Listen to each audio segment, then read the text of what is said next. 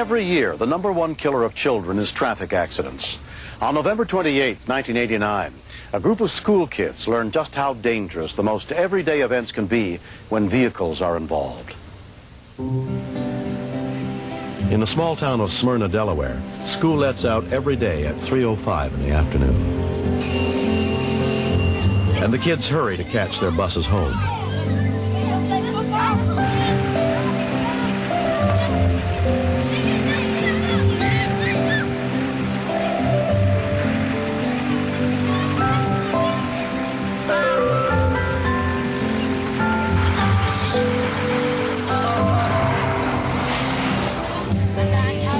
In this farming community school district of 179 square miles, nearly everybody rides a school bus.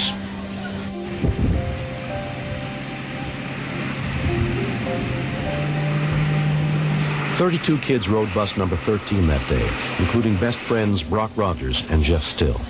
Brock and I sit in the back and stuff, talking about girls and stuff like that. We met in church, then he moved here, and then we became friends. Angel, Nori, and John, the three little people, they sit in the front. Okay, guys, turn around and face forward. Get your feet out of the aisle.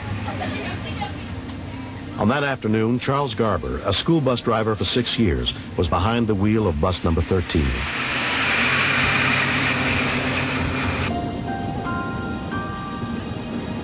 It was a windy day. It was pretty cool outside. I pulled up at approximately the same time the other bus did. It has high school children on it. The two families who lived at that stop got off. Have a nice weekend, guys. The kids left the bus and started towards the house. Matter of fact, they started running towards the house because it was a cold day. And you just look and make sure you got 5. We all got off, and my sister's paper blew off her backpack. Angel, she said, I'll go get it for you. 7-year-old Angel ran into view of bus driver Shirley Hesterup. I see the little girl run in front of the bus, and I figured, well, she still has time to get back. And then I seen him put his bus in gear. Then I knew that he didn't see her.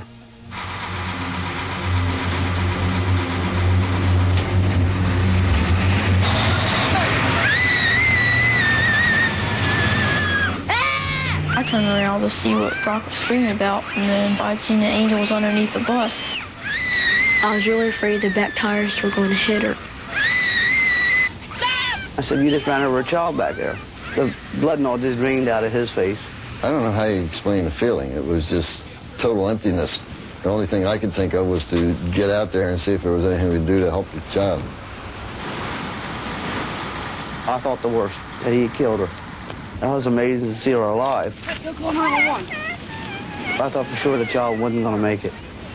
Because, I thought maybe there was something wrong inside that I couldn't see or she couldn't tell me. Holly Rogers ran to call for help.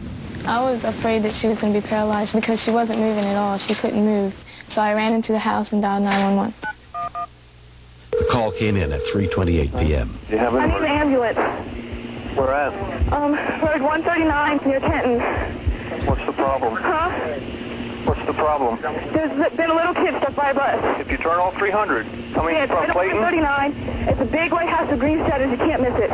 Which side? Is it right in the road? What? Right side. How far off of 300 is it? It's Because the area is rural, there are no house numbers. before you get to the Kenton Light. It was hard for dispatcher Bruce Ballard to pinpoint the exact location of the accident. It's right. Wait. You got to calm down, okay? Yes. I can't get the information I need if the person on the other end of the phone is excited. So we have to do everything we can to get the information, and part of that is getting them to calm down, and that's what we have to do. Here. Okay, how far down 139 is it? It's a big white house on the right. It's not even half a mile. Where's the child now? She's laying right outside. Is he breathing? Yes. How old is he? She's 7. 7? What's your name? Holly Rogers. Okay. Okay. Look out for everybody. Okay. All right, bye. An ambulance was immediately dispatched. I was imagining the worst, of course, on the way out there, and I was glad to see her all in one piece anyway when I got there. Calm down. We got to be calm for her. Her mother was great. She calmed right down. As me being a mother, I don't know how I would have done it. I think they've had to take me away from her in order for me to calm down. She said that she hurt so bad that she just wanted to die. And I told her, I said, you don't want to die. Just to see that baby lay there like that. We'll be here in a few minutes, okay? EMT Jeff Eisenbray and his partner arrived within 10 minutes. I have kids of my own about the same age as the little girl who was injured. Knowing that she's on a school bus, too, at that same time of day, you're thinking that, hey, this could have been mine. Someone run over by a vehicle can have some very, very serious injuries.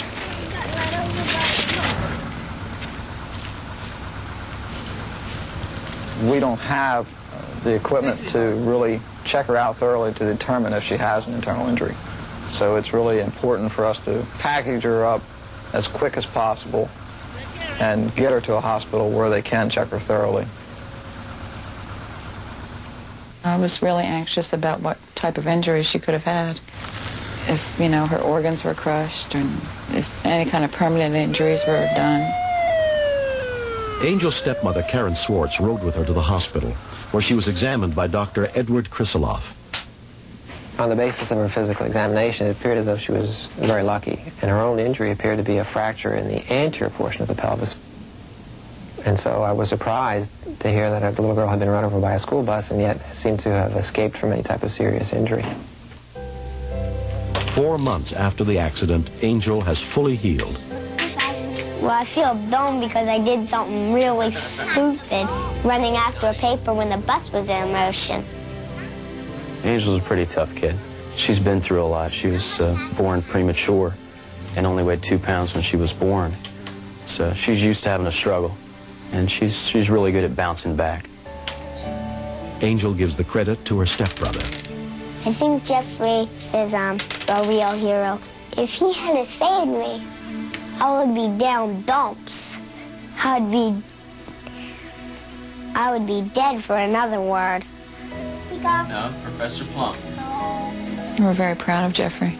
And we're just thankful that he was there and did what he did. Because she would, if the second set of tires had gone over her little body, I don't think she'd be around today. I really feel that way. Sometimes I'm a little embarrassed because kids will walk by me at school and go, "Hi, hero," stuff like that. It makes me embarrassed and stuff. But when my relatives talk like that, it makes me feel better because they don't say it in a smart way. For Charles Garber, it hasn't been easy coming to grips with what happened. Immediately after the accident, I felt I wasn't sure this is really what I should be doing. But I had a lot of support from the parents on the bus run. I had 2 or 3 of them come up to me at the scene of the accident. One lady even came and gave me a hug, and she says, "Don't let this let you stop you driving the school bus." In order to prevent accidents like Angel's, Delaware is going to test motion detectors on buses that would warn drivers when something is in their blind spots. But kids still have to be careful. Kids should know that when you're coming off the school bus, you should get away from the bus. Don't run up, because the bus driver can't see you. And that'll cause a bus accident like I had.